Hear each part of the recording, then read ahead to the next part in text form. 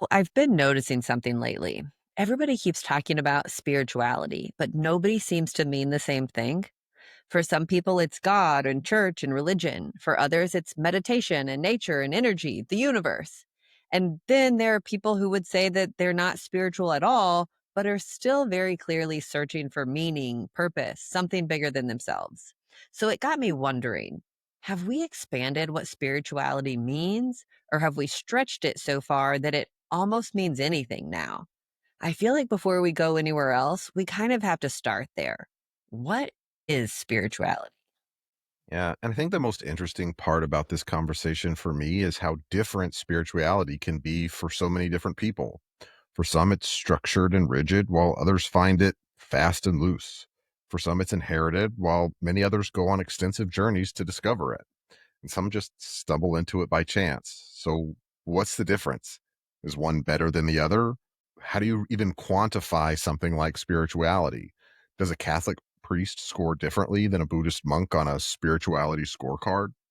From my perspective, the winds of change are noticeable. Growing up, spirituality and church seemed almost the same thing. It was community, routine, expectation, and yeah, sometimes a little bit of pressure to believe and participate in a certain way. So I think the honest question is how much of what we call spirituality is truly belief? And how much of it is just the culture that we're in? Because people have always believed in something. And even now, when people are stepping away from institution, they're still searching for something. It just looks different today. So are we actually coming back to spirituality, or are we creating something entirely new? Welcome to Two Millennials and Mom. I'm Callie. I'm Cole. And I'm Mom. So I've recently reread a book about a spiritual journey by a popular writer. So, and I have to say, when you talk about going on an adventure to do this and spending months in silence or, at an ashram, that it kind of, in some ways, makes me a little jealous, and in some ways makes me kind of, go, what? A little. Yeah. So, I mean, let's talk about what we think spirituality is. Is that belief? I don't think it has to be. No. Yeah. I think my definition of spirituality is going to be considered by many in Western society more on like the woo woo side of things. Oh, Like, to me, spirituality is understanding and feeling the connection that you have with the rest of the universe. Yeah, it's energy for me.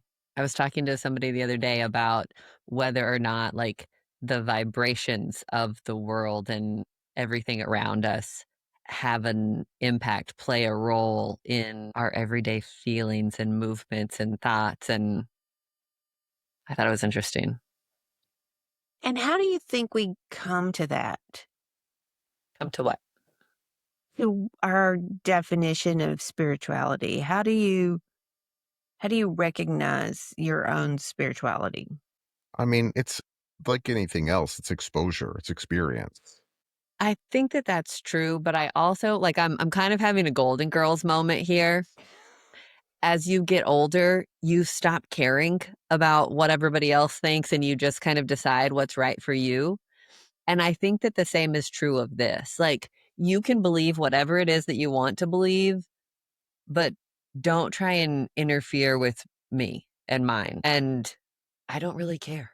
If you do or don't agree with me, I don't really care. I am putting things out into the universe, into the energy and the vibrations around me that I hope to receive back. And that's plenty for me. What would you call a spiritual experience? I think there are different spiritual experiences. Like, Yeah. for me, I would have told you that coming out of the cloud bank into Alaska and landing in a plane was a spiritual experience. But as someone who grew up at the church and went to summer camp, I can say that I've had spiritual experiences in that fashion as well. Yeah. I always feel it's standing on the edge of the ocean. like recognizing, God forbid, I'm in a boat somewhere in the middle of the ocean and you can't see land and you're just like, the vastness is overwhelming. That is a spiritual moment for me. Y'all are going to think I'm crazy. I've had spiritual experiences playing video games.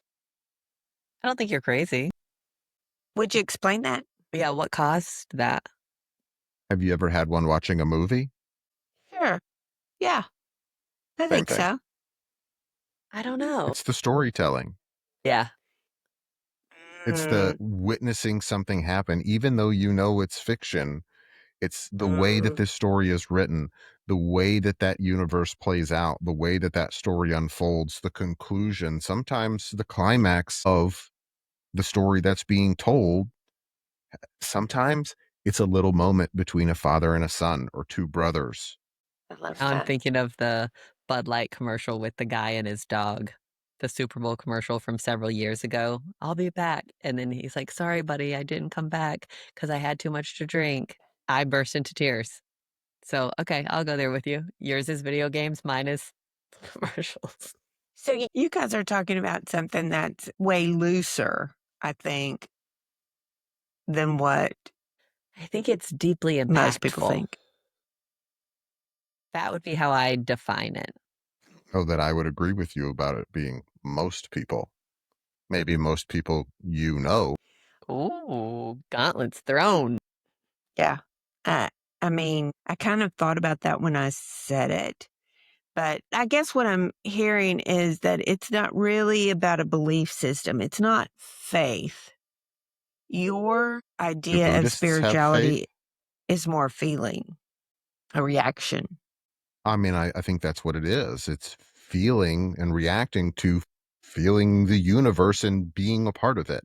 Because, like, I can go through everyday life normally and not recognize every second of every day my existence within the universe. But sometimes seeing that and it, like, not necessarily like an out of body experience, but like almost feeling that way and taking the time to recognize and acknowledge that feeling, I think is deeply spiritual. I think that expands spirituality, and I like that idea that it's broader, can be deeper, that it's not just What's belief, wider it's than the universe? meaning and awe and can be purpose too. I don't feel like that's a delusion of of spirituality. I think that's an expansion of spirituality, and I like that idea. So I just looked up the definition, like the actual definition from dictionary.com, and it says the quality of being concerned with the human spirit or soul as opposed to material or physical things. And then this is where I think that it kind of hits the nail on the head. The Wikipedia page, this is the first two sentences of the Wikipedia page. The meaning of spirituality has developed and expanded over time, and various meanings can be found alongside each other. Traditionally, spirituality referred to a religious process of reformation which aims to recover the original shape of man oriented at the image of God. That can bring into a whole thing of what is your image of God. Yeah. So And I think that that's something that we as a society have done a pretty decent job of, is allowing the expansion of thought. I may not always agree with you or agree with everything that you think, but it's okay to have a different thought process and a different conclusion than mine. You know, I think we've done a better job at that in years past. let me ask you this.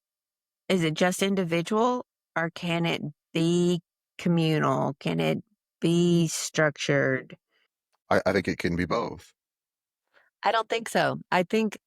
I, Oh.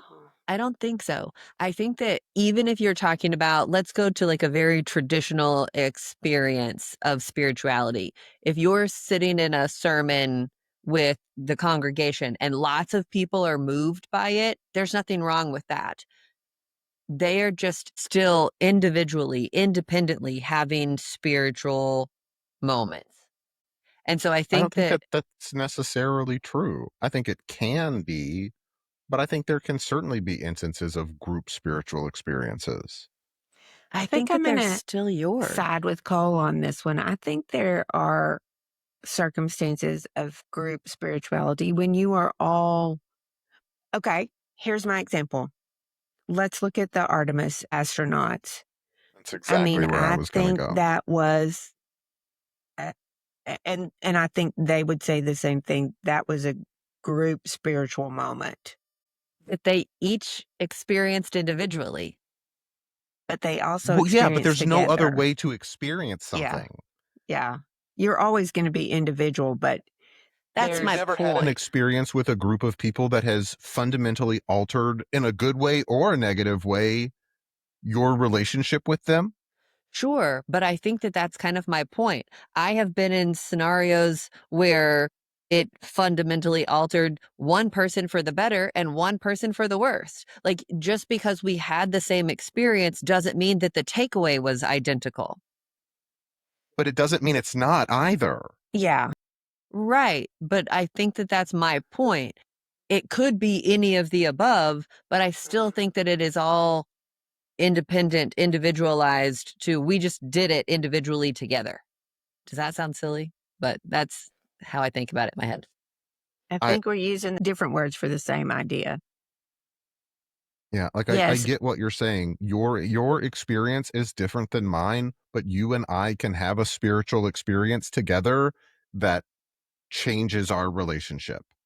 I think about it like childhood, though, and we've talked about this before. Like, we grew up in the same house. That doesn't mean that our experiences are identical, that we took away everything the same way. And so while we both had even the same experiences in many, many instances, because of everything else that has built you to that point, I don't think that the end result is necessarily the same. I think that it is individualized. I think you're kind of stretching this beyond what I'm thinking because, yes, you can have a communal spirituality because you're tuned in together and you're on the All a same, part of the same universe. yes, and that's individualized, but it's also because of where you're at the time and where you are. And do I think every spiritual moment has to be communal? No, I don't think so. And I think that you could have a moment and somebody who's standing right next to you might not have the moment, but that doesn't preclude there being a communal property at some point in some instances. This is going to make you laugh, but I'm thinking about a Taylor Swift concert. I mean, you know, that's kind of how people talk about it when they come out of that, even the dads. So there's a moment there, and everybody's having individual moments, but there's a moment there that is, you know, combined. So I like this ability of of having your own definition of spirituality and that being okay. And yet I can understand also having a togetherness with that in some circumstances. Yeah, I guess I just think that there's a difference between spirituality and camaraderie. I agree. There is a difference between spirituality and camaraderie, but I don't necessarily think that camaraderie is the right term just because there's a group of people Experiencing the same thing together. experiencing the same thing. Okay. I mean, just different. So, one of the things that kind of started us on this trail was an article that I read about Britain is having a Christian revival. It was a opt-in survey that was taken last year that made everybody go, Britain's having a revival, which is kind of interesting because Britain is probably the most secular country that we think of. And so, I mean, it made big news. Everybody was talking about this. And then just recently, the group that did this survey had to retract it. And why did they have to do that? Let's see. They didn't have security measures in. It was an opt-in They led the witness. survey. Yeah, they kind of led the witness. They allowed, it was 13,000 people, but it was kind of a selected group of that 13,000. And here's something that I thought was very interesting. Chatbots can easily answer opt-in surveys, so they don't know how much of that was involved in there too to make all of that going. But I thought it was really interesting is that because people who were studying this were thinking, we're not seeing that trend. We don't see that, and went back to look at their, check all of their notes and do everything, only to come back and have the company that did this say, oops, we made a mistake. There's not really a revival.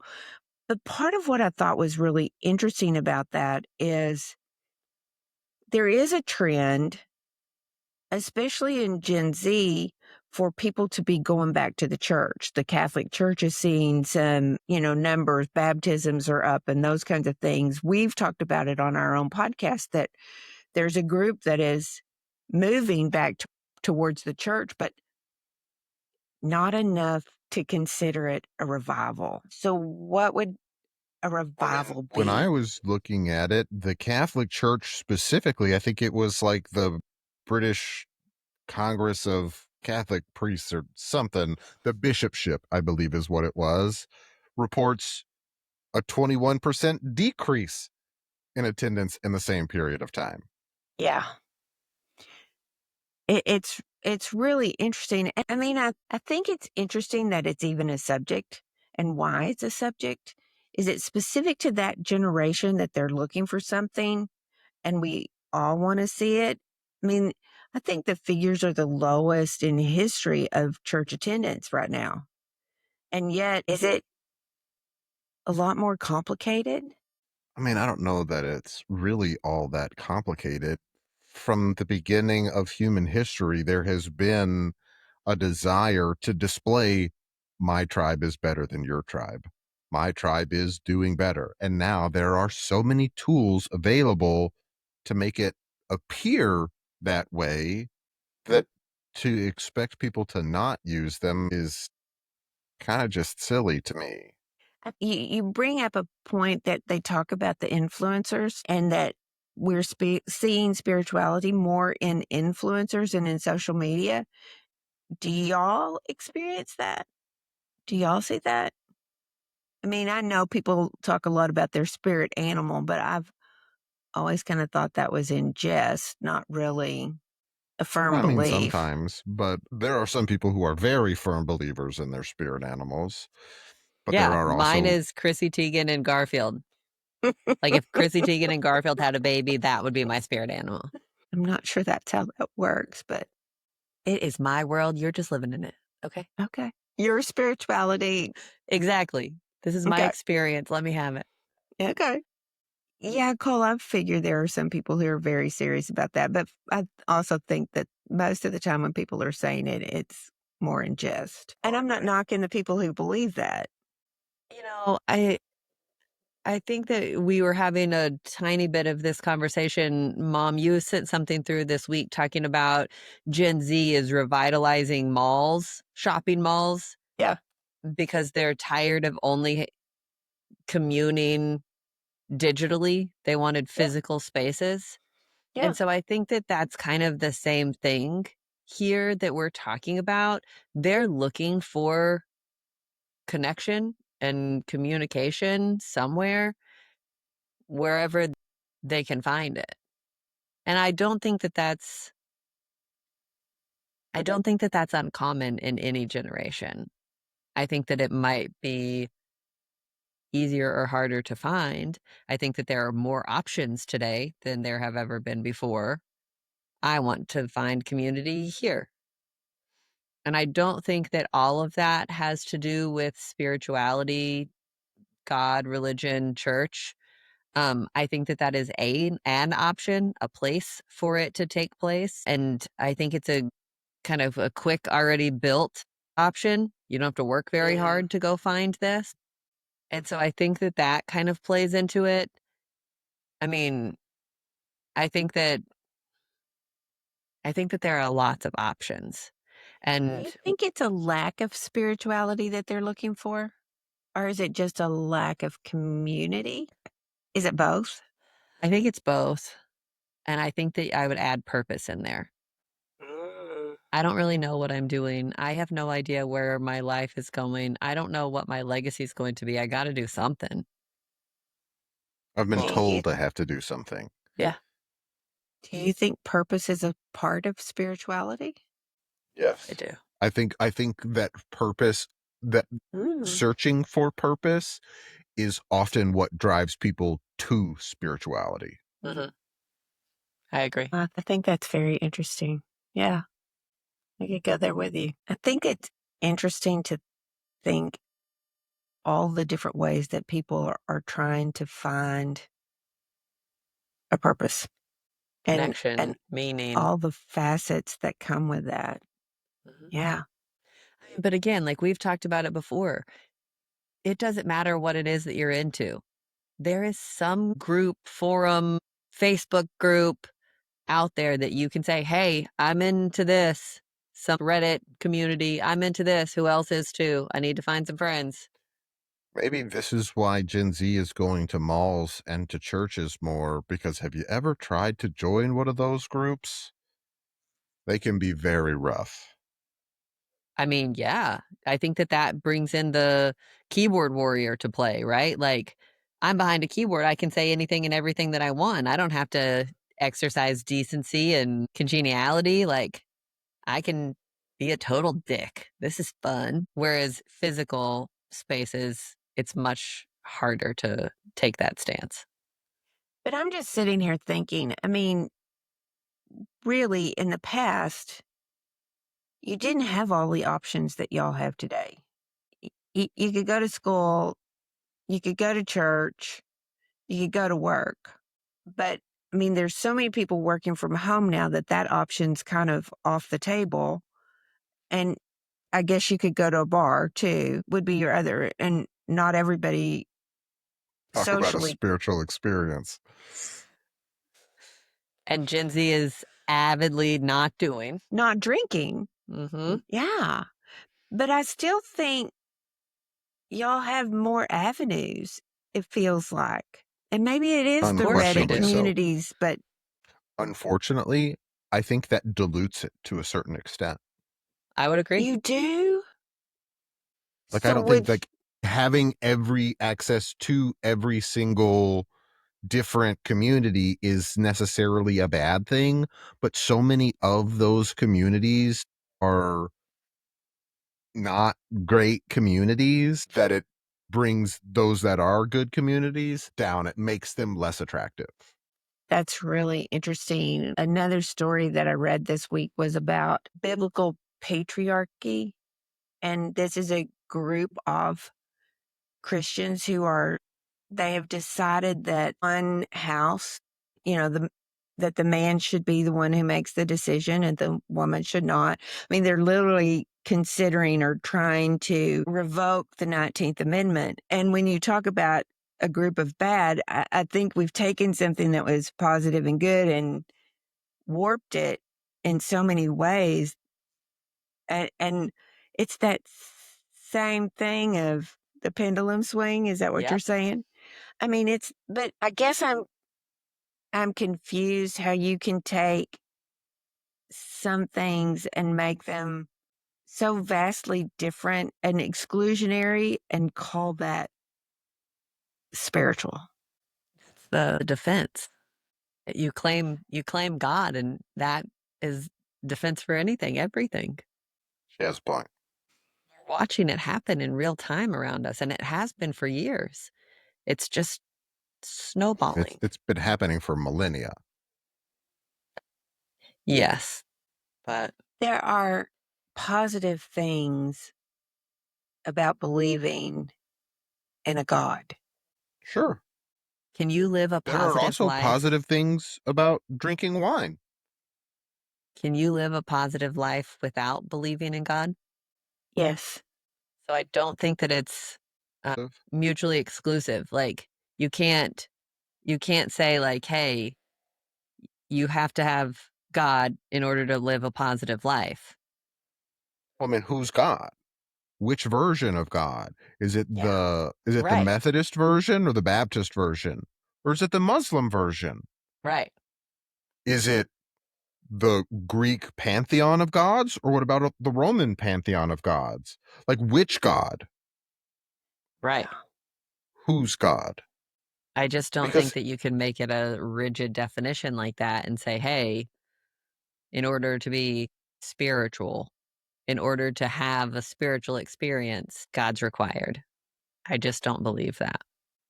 maybe if your definition of God fits a broad enough, is broad enough, maybe that works. I'm going back to the Book of Mormon, though. Like, and I'm so bummed that you guys have never seen it. But the whole thing is like this guy, this Mormon nerd, goes into, I think they're in Uganda, and is teaching the ways of God to all of these people who've never heard of God, who don't know anything about this, and using Star Wars and all of these like characters that have nothing to do with anything about God, Jesus, anything. And he has taught these people that this is spirituality, and they believe him. And then the church of the Mormon church comes in, the elders come in, and they're like, we can't wait. You've saved so many people. You've taught them all this message. And then the people of Uganda start explaining the message that they've learned. And he's like, oh, crap. Whoops. And so I don't think that you can sit here. I mean, Cole's talking about how vast your definition of God is, which I think is absolutely relative for this conversation, but I don't think that it is black and white. I don't think that like there's lots of gray area. I personally don't believe that if you've never heard the word of God that you will be condemned to hell when you die. Like, I don't think that certainly isn't a God of love that the Bible teaches about. Like, that doesn't make sense to me. And I'm not a super spiritual person, but again, you can't impose your view of God or your view of reality or your view of spirituality on anybody else and classify that as fact. We're talking about truth versus my truth again, all of a Yeah. sudden, you know? I find it very interesting that you just said, I'm not a very spiritual person. Is that true? In Or terms is of it that God. you're not a spiritual person But in again, a certain, who's God? Because the God that you're referring to here, the biblical God, the Christian God, doesn't have to be what you determine is God. right? Yeah, So maybe you're very spiritual. You're just not Christian spiritual or biblically spiritual. that's fair. Yeah. So I don't know that it's the right thing to say I'm not a spiritual person. And again, we have this definition in our head about what that's supposed to mean. And yet I'm not sure tons of people accommodate to that. Tribe is better than yours. It's kind of crazy. It's the norm. Okay. I have spent the whole week watching the Artemis stuff, and I've confessed that I have cried more over. I mean, I think Callie, I sent you a deal, and I confessed that that I just seemed to bawl every time I read any article about them at all. You know, when they named the crater for the The wife, commander's yeah. deceased wife. I mean, really, that was so sweet. And when you watch them together, they were emotional about it. And I swear that crew has to have hugged more than any crew I've ever seen before. I mean, they were always hugging each other, but they said some of the most kind and gracious and spiritual things. I mean, they talked about unity. They talked about, looking back, and all they wanted to do was get back home, and how much they respected the people that were still at home. And, she talked about looking at the world and seeing all the black around her and what that meant and how unifying that was.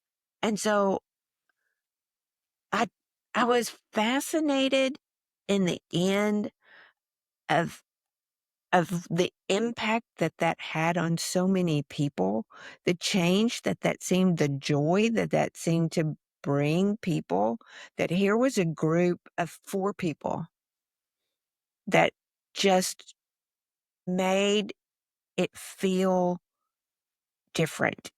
It made it feel loving and kind and unified. I think that's vulnerability. I think that that is a credit to them being willing to be vulnerable. This is awe-inspiring. This is fascinating. This is beautiful. This is heartbreaking. They were all every single one of them was willing to talk about it and communicate about those emotions and their feelings that they were having in those moments. And so while I don't believe that they had one shared spiritual experience, I think that they had individual spiritual experiences, but I do believe that it was so much more impactful due to the fact that they were incredibly vulnerable with exactly what they were going through, experiencing, thinking, feeling, seeing, everything. It just seemed to make such an impact on the world for just a short moment in time. It seemed to be very not only beneficial, but Awe-inspiring. awe-inspiring, uplifting, Mhm. and it wasn't religious. But it was very definitely. I think people need to separate those two things in their heads, spirituality and religiousness. I don't disagree with you. I think Yeah. you're right. And, in all honesty, I think it's limiting if you just consider it religious. That spiritual can be much more than that, much bigger than that. So I've also been reading a little bit about Pete Hegseth, and I didn't realize that he'd written a book that was published in 2020 about the Crusades and that he really believes that this is, and Cole, I guess it just falls in line with separating religion from spirituality, that I feel like we're using some language today in this administration that feels very inappropriate to me, that we're saying that, our waging war is a spiritual quest. This is like the Crusades. But again, if you look I think they back, need to go back and read the gospel again then. I mean, I think it's that, and somehow it's become really warped. Think That's not new though. Yeah. It hasn't become warped, it's been warped. I will agree with you that religion is often warped. I will agree with you. But I think there's something going on, particularly right now, that is more massive than normal. And we're using Christianity in a way that I've not seen it used, or not as blatantly seen it used, to justify whatever we're doing. And I know that's a historical thing, we've done that. I mean, that's when the Spanish uh, priest came and converted, the indigenous people. I understand that, but this seems, when we're likening war to a crusade, or when we are. Well, the Crusades were a war, or several wars. But I thought we'd gotten smarter than that, Boo. I thought we had Say a. I would disagree with you. I thought we Yeah, had a we may have gotten a little historical. bit better at math and physics, but as a species, I don't think we're that much smarter. That's really sad. I That's just existence. also think though that Mom, you kind of likened it to this administration, who is certainly not my favorite, but I don't think that we can give them all of that credit. I think it is much bigger than this administration. And I think that this has been happening in the background and has been gaining momentum for a long time. This is the way that we are working, that we want things to go, by specific groups and subsets of people. But also, I think that this is another situation where the squeaky wheel gets the grease, right? So if we sit here and complain and complain and complain and complain and complain about X, eventually it will get fixed. It will change. That's how the whole analogy works, right? I'm tired of listening to the squeaky wheel, get the grease. And I think that you're seeing it more in front, more out in the open because of this administration and their belief in it or their willingness to push this narrative. It makes it feel really loud. I think it's always been loud. I think that it's just loud from up top right now. I think that's probably you probably said the right words to push this narrative. And I'm struggling that I think that people, just like if you go back to the colonies, that people came to America because they were trying to get away from the Religious Church of England. persecution. And yes, and persecution. And yet, as they came, they accepted kind of a societal norm. Even if they believed in fairies or witches, they still Set that aside. set that aside to be socially acceptable. And what I don't want to see happen here is that we decide that the things that are being said that are socially acceptable. And so we can follow that trend because it's socially acceptable when it's spoken. So It's cyclical. It's happened over and over and over again for literally thousands of years. I've never seen this kind of religious swing in my lifetime. The Holocaust? In your lifetime, sure. Literally Cal, all of Europe was at war with all of Northern Africa several dozen times for about 1,000 years, pretty much in the same way. maybe that's it. Maybe it's just this is the first time in my lifetime that I've experienced And I this. think that I think certainly your generation, we've talked about this too in past episodes, but your generation was served a bill of goods. This is what it takes. This is what you do. This is how everything functions. This is who you trust. And you believed them. And I think for a period of time, for again, a subset of people, you could. That was a fine, safe move to make. And I think that that isn't true anymore. You're not the subset that is safe anymore. It's just impacting you greater. So you feel it. Actually, I think I am the subset that's safe, and that there's They're talking about there's a retracting the 19th Amendment. I'm not sure you're super safe. I didn't mean it that way. But that's my point. I think that it's you're feeling that squeeze more than you ever have before. And that's scary for anybody who is feeling that. But no matter the time in history, somebody's always feeling that. There's a component to it, though, that I think I'll get in trouble for this, and y'all can fuss at me if you want to. But if you have a president of the United States who is depicting himself as Jesus Christ, if you have people in that administration talking about, this is a God ordained war to destroy an entire nation, I struggle with that. That As you is, should. and the Yeah. reason that I struggle with that is because you've taken something and you've changed the whole component of it. You've taken it from the love of Jesus and your fellow man. I mean, to quote Tellerico, there are two commandments there, love God and love your neighbor. And you've taken that out. And the only word I can use is you've warped this so much into using it as a call to Weapon. arms for people. And I am afraid that for some reason people are doing just what they did in colonial times, and they're thinking, oh, we're going to accept this and we're going to take it, even though we know that it's a little skewed, we're going to go ahead and take it and accept it. And that worries me. I go back to the Holocaust. this is the same story over and over and over and over again. The Holocaust is just recent and one that we know more about. I mean, but that's what this was. There was a whole group of people who were put into power, who were voted into power that said, hey, these are the beliefs that we're going to have and that we're going to hold.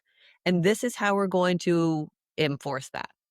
This isn't new. And mom, you can go back to any conflict in history and you're talking about, well, the leadership is doing this. You're right, they are. But that's not new. Going back to ancient Rome, it's not new there either. Or Israel at its founding, it wasn't new then either. Empires don't fall due to lack of preparation. They fall when they are high on their horses. Every great empire has one thing in common. They all end. So far. You think it's looking great? So Also think that there are arguments to be made that it's all one perpetual empire with different faces. I mean, maybe. excuse Maybe me. the whole thing's just a simulation and none of it's real at all. We're not actually here. I was going to say, so is our quest for spirituality nothing? Is that programmed into us? Because if we're talking about being spiritual, but we do live in a simulation, what exactly is that simulating? Yeah. Free will. I don't know if I can go there with you on that one. No, it doesn't fit. It doesn't feel like it fits because I'm not sure free will has anything to do with spirituality. But that's what we're simulating. We're simulating that you get to choose. You get to choose what is the purpose of your life. Not my question. Okay. What is a spiritual experience simulating? Like, what's the point of, if we are in a simulation, what is the point of a spiritual experience? Just to feel good or to feel better than your neighbor because you've experienced something? I think that it's free will because you get to have this experience that makes you think that you have some control over anything. Oh, I wholly disagree. I think that is the opposite of a spiritual experience to me. I think What it do is you mean? understanding that I have control of nothing and that that's okay. So can that be a simulation? I mean, Can what be a simulation? can a, can a spiritual experience that shows you that you have no control be a simulation? I mean, I guess it could, but I just see it so very clearly, like in that we, the clockmakers, we, the puppeteers in all of this, we are trying to simulate that you have choice, that you have free will, that you have these moments of awakening that, oh, everything really is big and vast and beautiful and wonderful and it matters. And here's the purpose of it all. This is what we're doing it. But if it isn't really real, that's why they're doing it. It's the manipulation of making sure that you don't see what's behind the curtain. You don't see me as the clockmaker. so spirituality is a diversion. I would say yes. If we're in a simulation, I do not want to give up awe and wonder and kindness and gratitude from my life, even if it's a simulation. that I means think that you the guys have seen too simulators are much doing sci-fi. well. What? I said that means the simulators are doing really well. Look over here. Okay, I'm going to a weird thought because that Hit one's us with it. ugh. Depressing. So here's my weird thought. It's called the Jim twins. So there were two babies, identical twins, born in the 40s and adopted by different families. They were 3 weeks old when they were adopted. One family was told that the other twin had passed, and the other family knew that there was a twin out there. So when that twin got old enough, he decided to look for his brother. So apparently that happened on a Phil Donahue show that they initially met. But here's the fascinating part about it. They're 39 years old when they meet for the first time. 39 years old, families, both adopted families, named them Jim. They both married Lindas. They both divorced Lindas. They both married Bettys. They both named their son Jim Allen, with a slight difference in the spelling there. They both had pets named Toy. They both worked in law enforcement. They both enjoyed woodworking, mechanical drawing. They both had tension headaches. They both bit their nails. They both smoked the same brand of cigarettes. They drove the same car, a Chevy. Both families took vacations on the same beach in Florida. So, a researcher out of Minnesota wanted to look at that. The phenomenon was just so fascinating that he wanted to look at it. So they pulled together a group, 137 other sets of twins. 81 of those were identical like the gems. And they started studying their lives and personalities and interests and abilities. And even though that they were raised in different environments, there were so many similarities. Even religiosity and social attitude seem to be by DNA, genetics, not just your environment. I thought it was even fascinating. They said identicals stand the same way. Their mannerisms were the same. Like, Their mannerisms are the yeah. same. And so these two gems have been popular since 79 because even raised separately, unbeknownst to each other, their lives were very, very parallel. I don't know if that's spirituality or not, but I was that's just gonna ask. Freaky. kind of. It certainly, I mean, I think that just goes, we talked about this a little bit last night, but like that's a very interesting kind of pin in the hat of nature versus nurture. Mhm. And like I Amazing. can tell you, and sure, this is anecdotal and probably not the best example, but I have watched Nathan and myself grow up to basically just be our fathers. And I understand that we have their influence and that is impactful, but there are some things that like I have seen my, like, I'll never be that way. And I am exactly that way. You do share a lot of his traits. But, you know, I was laughing because people talk about Callie and I looking alike, which we don't see in each other. But the other day, I noticed that I put my hand up like this and she did it in front of me. And I thought, oh, she has the same mannerisms. Mhm. Say the same words in the same scenarios as my father does. I did the same thing Like with my mother. Do you hear it? As soon as you say it out loud, you're like, "Oh every God." single time. And I'm just Yeah. like, damn it. Yep. I'm just a clone. Yeah. Yep. Not really. I don't You know. No, both, literally, I am a clone. That's how genetics works. y'all are both very unique in your own regards. Sure, I am a clone of both Participation my father trophies. and my mother. Participation. It was a weird story, especially when they married the women with the same names. That Yeah. was, Marrying Linda's, divorcing Linda's, marrying Betty's, both of them naming their son Jim Allen. yes. I will tell you, the That's one thing weird. that I didn't think was really so unique was that they both smoked the same brand of cigarettes because I thought, I mean, there were 3 brands. 79. That didn't seem like that big of a deal, but I've never been a smoker, so maybe it really is a I taste don't, thing. I think that that's a bigger deal than you think it is. You think? Yeah. I don't know. I thought it was a weird, fun story. So give me some good news. So I thought this one was really exciting. In a rare moment where consequences actually met up with inconvenience, Delta Airlines has decided to shake things up during the ongoing government shutdown. More specifically, the chaos that it's causing at all of these airports. So, as we all well know, since mid February, the government shutdown hasn't just been slowing down travel, it's been hitting TSA agents really hard.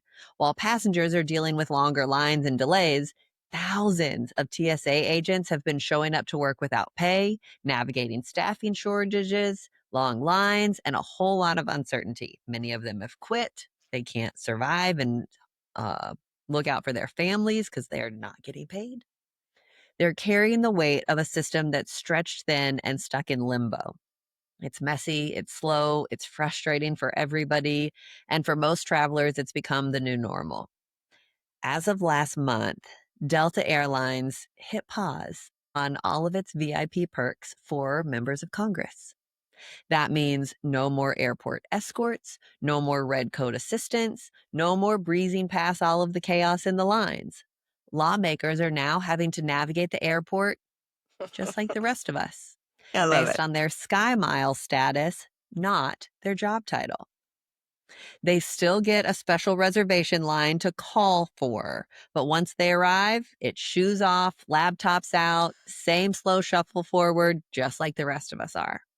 The Delta CEO, Ed Bastian, didn't mince words, calling this situation inexcusable, pointing directly at the strain on unpaid TSA workers who've been carrying the brunt of this bureaucratic standoff.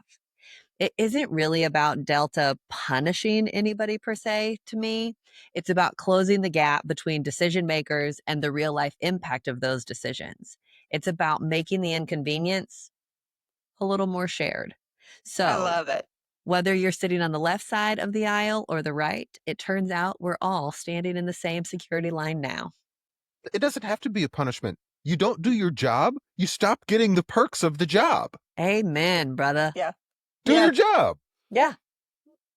And I am so impressed that Delta stood up and said, nope, because they certainly could have stuck with the status quo. And they said, you're causing this, you can deal with it too. I love it.